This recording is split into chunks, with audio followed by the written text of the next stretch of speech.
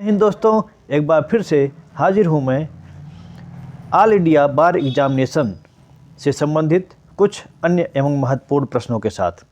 आइए शुरू करते हैं। पहला प्रश्न है, भारतीय दंड संहिता प्रवृत्त हुई। ऑप्शंस हैं 6 अक्टूबर 1860 से, 6 दिसंबर 1860 से, 1 जनवरी 1861 से और 1 जनवरी 1862 से। इसका उत्तर है ऑप्शन डी, यानी कि 1 जनवरी 1862 से भारतीय दंड संहिता प्रवृत्त हुई। अगला प्रश्न है, भारतीय दंड संहिता 1860 को अधिनियमित किया गया था कब? ऑप्शंस हैं 6 अक्टूबर 1860 को, 30 अक्टूबर 1860 को, 25 नवंबर 1860 को और 31 दिसंबर 1860 को। इसका उत्तर है ऑप्शन ए, यानी कि 6 अक्टूबर 1860 को इस संहिता को गवर्नर जनरल की अनुमति मिली थी। ठीक है। अगला प्रश्न है, भारतीय दंड संहिता किसके द्वारा तैयार किया गया था? ऑप्शंस हैं भारत के दूसरे विधि आयोग द्वारा, भारत के पहले विधि आयोग द्वारा, भारत के तीसरे विधि आयोग द्वारा या लॉर्ड मैकाले द्वारा।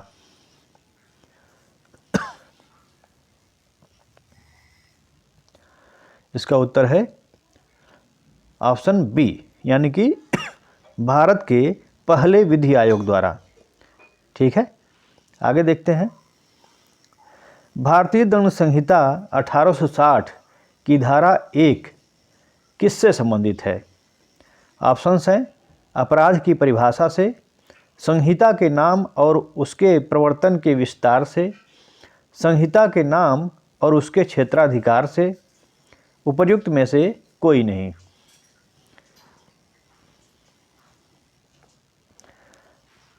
इसका उत्तर है ऑप्शन बी, यानी कि संहिता के नाम और उसके प्रवर्तन के विस्तार से।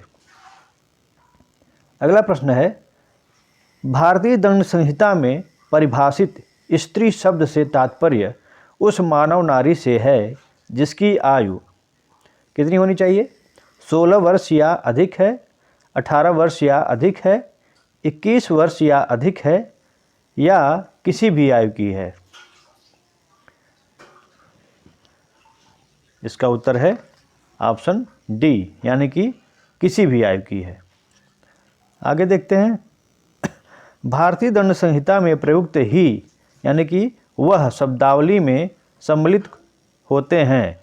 कौन कौन होते हैं? वह में कौन सम्मिलित होते हैं?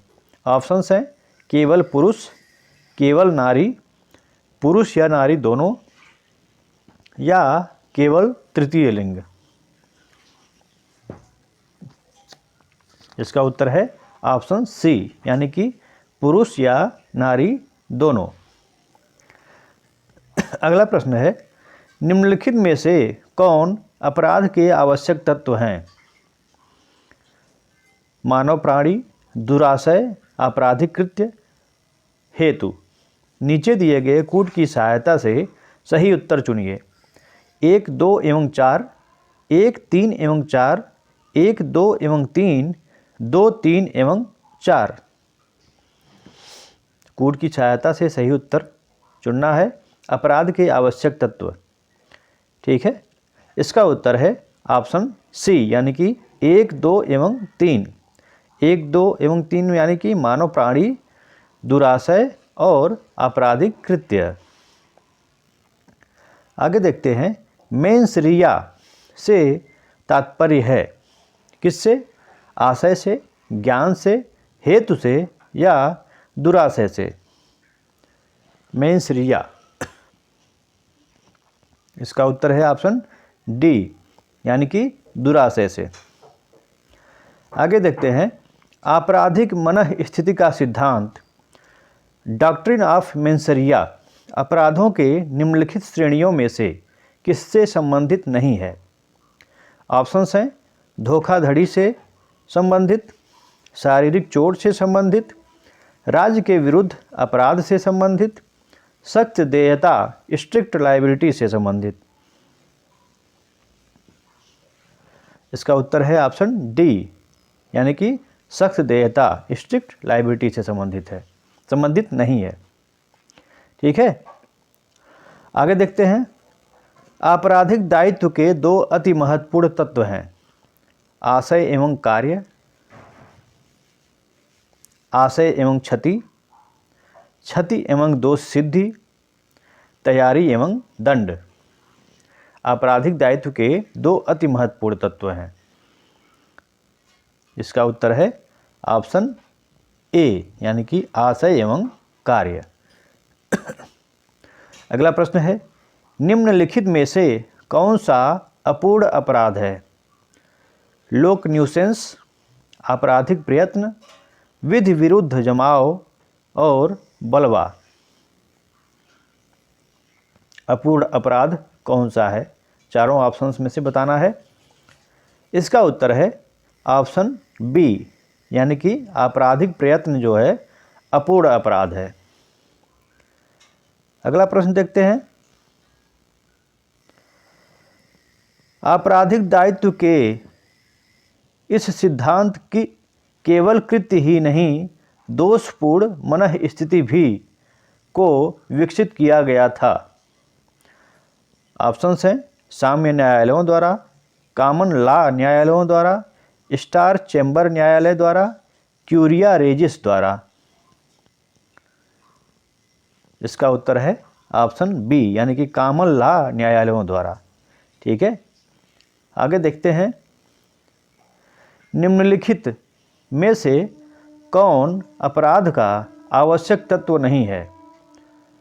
ऑप्शंस हैं विधि के अधीन कार्य करने के लिए बाध्य एक मानव, ऐसे मानव के मन में दुराशय, ऐसे मानव के कार्य से दूसरे व्यक्ति को कारित क्षति, दुराशय को पूरा करने के लिए चाहे कार्य व्यक्ति द्वारा किया जाए अथवा नहीं।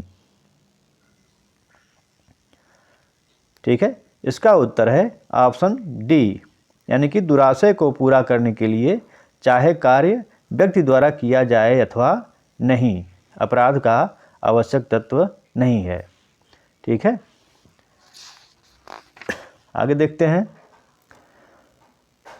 कभी कभी अपराध तब भी गठित होता है भले ही वह आपराधिक मनः स्थिति के साथ कारित न किया गया हो।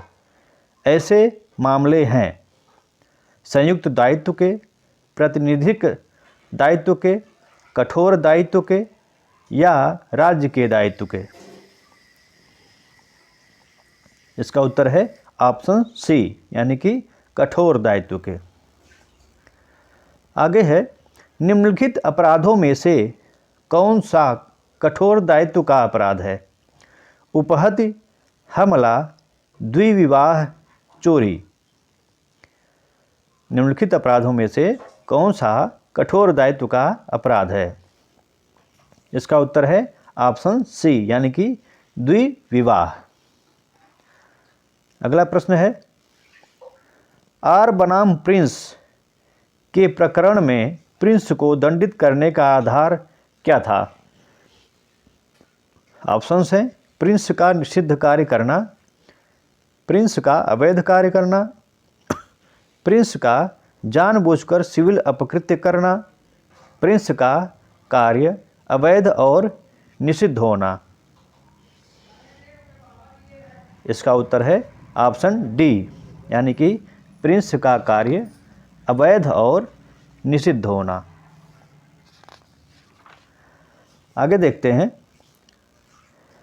निम्नलिखित में से कौन सा एक सामान्य विधि में दुराशय के सामान्य सिद्धांत का मान्य अपवाद नहीं है? ऑप्शंस हैं पब्लिक न्यूसेंस, आपराधिक अपलेख, न्यायालय की अवमानना या मानहानि। इसका उत्तर है ऑप्शन डी, यानी कि मानहानि। अगला प्रश्न है, क एक भिखारी को पर्याप्त खाद्य सामग्री होने के बावजूद भोजन नहीं देता है, जिसके कारण उसकी मृत्यु हो जाती है। क दोषी है, किसी भी अपराध के लिए नहीं, हत्या के प्रयास के लिए, हत्या के लिए, आपराधिक मानव वध जो हत्या नहीं है के लिए। इसका उत्तर है ऑप्शन ए, यानी कि किसी भी अपराध के लिए नहीं। अगला प्रश्न है, क एक अच्छा तैराक है। वह ख को डूबते हुए देखता है किंतु उसे बचाता नहीं। ऐसी परिस्थिति में निम्नलिखित में से कौन सा सही उत्तर है? ऑप्शंस हैं, क ने हत्या का अपराध किया है, क ने हत्या की कोट में न आने वाला आपराधिक मानव वध किया है, क ने कोई अपराध नहीं किया है, क ने आत्महत्या के दुष्प्रेरण का अपराध किया है। इसका उत्तर है ऑप्शन सी, यानी कि क ने कोई अपराध नहीं किया है। अगला प्रश्न है, क्या भारतीय दंड संहिता 1860 के अंतर्गत दंडनीय कोई अपराध भारत के भूमि के बाहर कारित करने वाला कोई भी व्यक्ति किसी भी भारत के न्यायालय में उत्तरदायी होता है? ऑप्शंस हैं, हाँ। बी ऑप्शन, केवल यदि वह भारत का नागरिक है तब हाँ, यदि वह जुर्म करने के पश्चात भारत में आता है तब हाँ, और डी ऑप्शन है नहीं। इसका उत्तर है बी, यानी कि केवल यदि वह भारत का नागरिक है तब हाँ। ठीक है, ये थे कुछ प्रश्न। नीचे सभी के प्रश्न इकट्ठे दिए गए हैं, सुविधानुसार आप लोग इसको देख सकते हैं। ठीक है, आगे फिर से कुछ नए प्रश्नों के साथ उपस्थित होंगे। जय हिंद।